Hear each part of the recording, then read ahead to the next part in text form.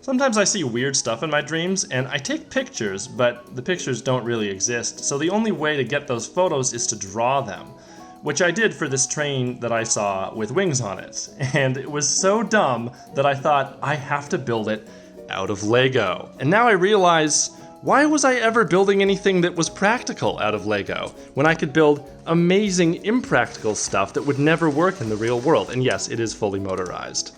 So the first thing I designed was the wheels, which was also the longest thing that it took to design. And figuring out how to do it where I would also be able to get power to the wheels was quite a challenge. I could have done it differently where the power was coming from like over here, because train wheels don't need to turn very far. Only that far. But the trouble with the way that I did it is, if you'll take a look, it's backwards, forwards. See, the angle changes when you go backwards and forwards, which is terrible. Normal trains don't actually have steering like this, because the rails steer for you. But because my train would not have rails, I had to be able to do this. Speaking of which, how the hell do you land a plane train? I mean, you can land maybe the engine, but what about all the cars behind you? Let's not think about that too much. You can see right here is a steering servo motor, and I tried to connect it directly to this axle, but the problem was that the way that this steers is fixed. It always returns directly to center, and it always goes however many degrees. That's not able to be changed in software because Power Functions is very simple. If I was using Mindstorms for this, it would be a lot easier, and I could have just stuck it straight on this axle. So I had to add an extra gear in here to, one, straighten it out so that the axle would actually be, well, in this case it's at a 45-degree angle, and two, to change the gearing so that these wheels don't turn incredibly far, because they were going like all the way to like 90 degrees, which is no bueno. Oh, and then this is some greebling on the outer edge. This does nothing, and in fact, it's only supported by this single axle on one side, and then the same setup on the other side. I just wanted some greebling, and yes, greebling is a real word. The reason I used orange for the bottom is because those were literally the only parts that I had, and it looks amazing, so hooray. The jet engines, as you can see, are just the interiors of wheels.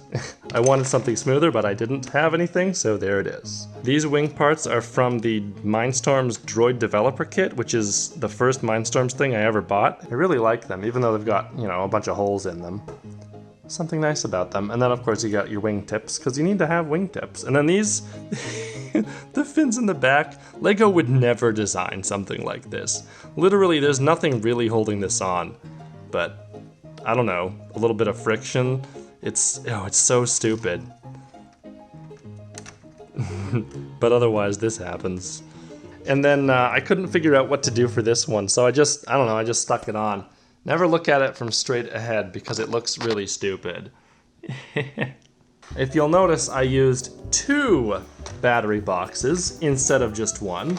The reason being, not that I needed them, but because I wanted the plane train to be as heavy as possible to make it very clear to the user that this would never, ever fly.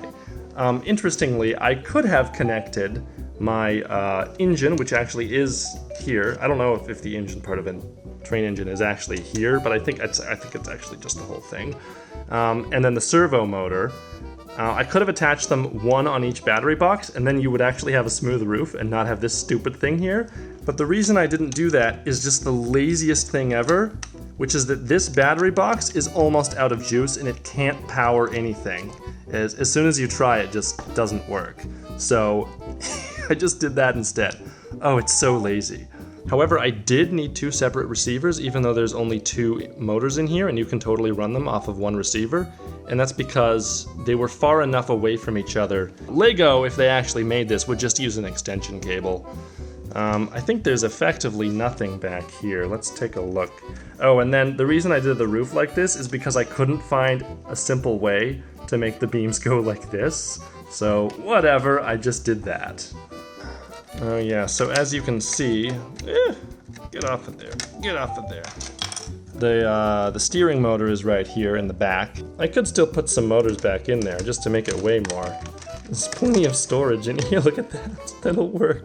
I'm not even gonna properly pin them in. No, I'm just gonna put them in there.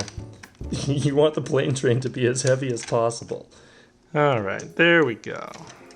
So this comes off. Well, not really, but I took it off.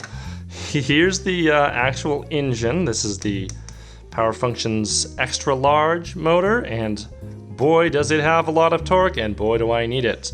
I had to disembowel the ore extractor to get the extra large motor out of it.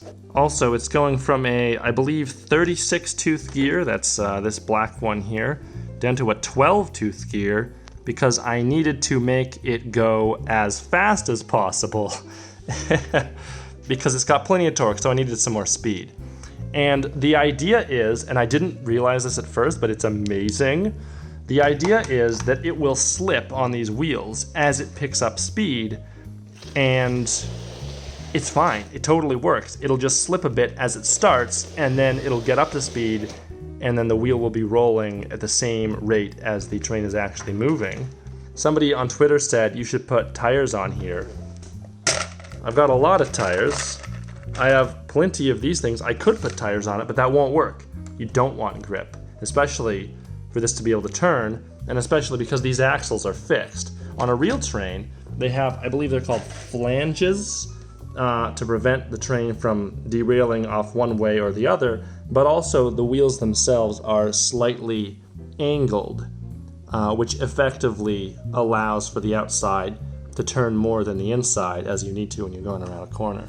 But on my plane train, it doesn't matter at all. Does it matter? No, it doesn't.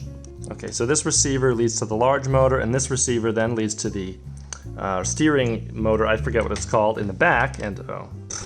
Apparently I have a train controller. I bought this ages ago. This has unique functionality in the PowerFunctions ecosystem where you can, come on, you can do variable rates. Actually, the way that PowerFunctions work is really disappointing. Basically, there's a ton of latency, and the way that it misses a lot of commands sent from the variable speed controller, right? So you have to go slowly, which is so stupid. Come on. This is about as fast as you can go right here. Right? That just sucks. Forward. Forward. Nothing happened. See?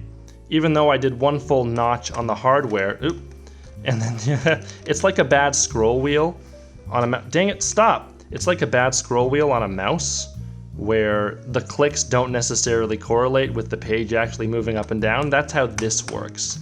Ideally, these should have variable control on them. They should be able to go a little bit further, and there should be less latency, and it should be radio controlled. That's what I would like, but of course that's all going to be much more expensive. There are third-party controllers that you can buy and receivers, and they're much better, which I might end up doing one day.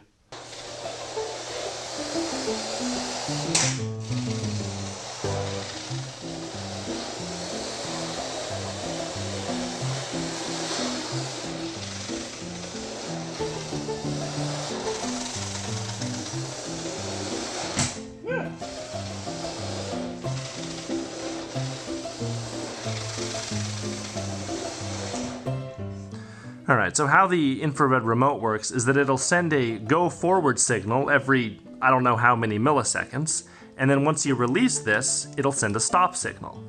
Sounds fair enough, but if this thing doesn't receive a stop signal, it'll just keep going for like a second, and then it'll stop. So if it gets blocked before the stop signal gets to it, this is what happens. See how dumb that is? It just crashes into stuff. It's so stupid. See, so, you know, so just like, and because it's infrared, there's all sorts of stuff that can block the signal, and so it just constantly feels like you're out of control. I put both of the receivers at different frequencies. You have a choice of like 4 frequencies, so that I would be able to use proportional steering while still using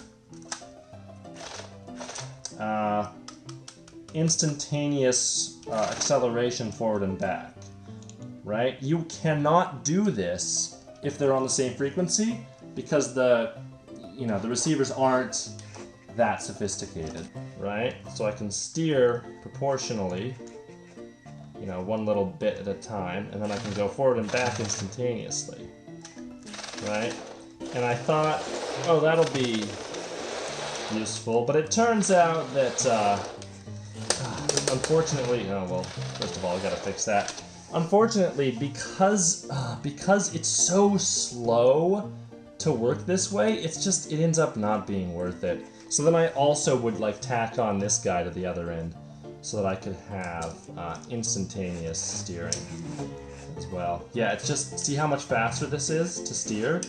Like again, the latency, come on, the latency involved. Whoa, whoa, whoa, whoa. It's just, there's just too much latency.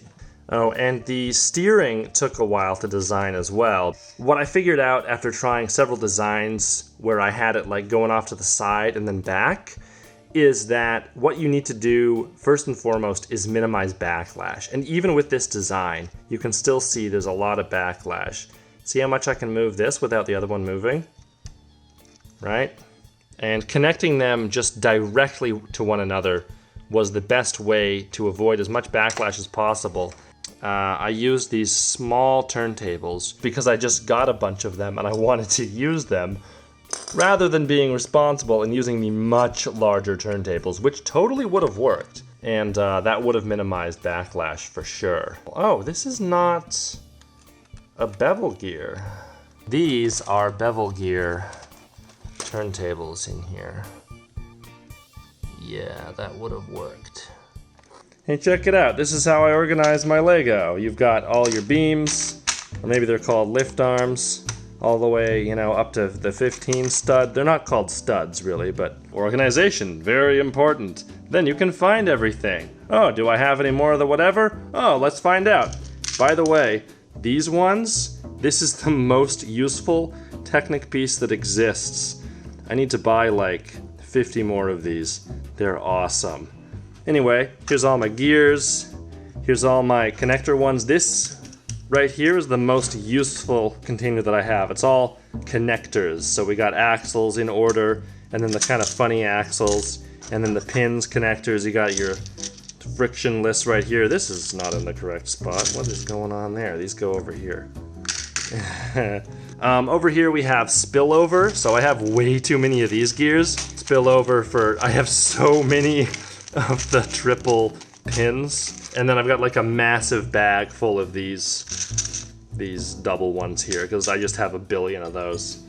Over here we have the longer axles, and then this is not big enough for all of them, and I'm trying to like, I don't know, make a thing out of Lego, but I need like a proper container for the longer axles. And now I have way more of these because I just bought them from Bricklink.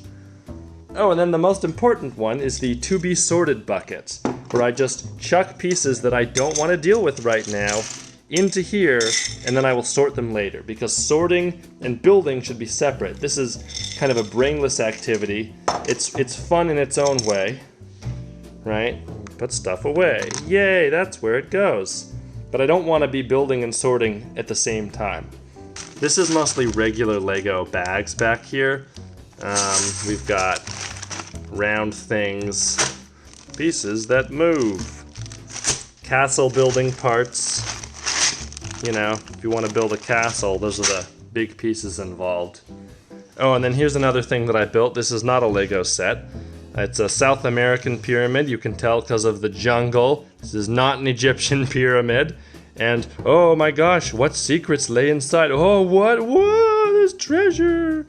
Oh my goodness, so much treasure. And then there's a native guarding the pyramid. And the propeller was a total accident. It was just in with the brown stuff, and I thought, oh, that looks really good on the forest floor there. So there's this narrative where a poor pilot, you know, went down in the jungle and he did not make it. Here's the villain. This was a different thing that I built just for funsies. And, you know, of course he's the villain. He's stolen some kind of important scepter. He's stolen the piston out of this guy's car. Here's, I don't know, another villain. This is a V4 engine. Look at that. Oh yeah, V4 engine.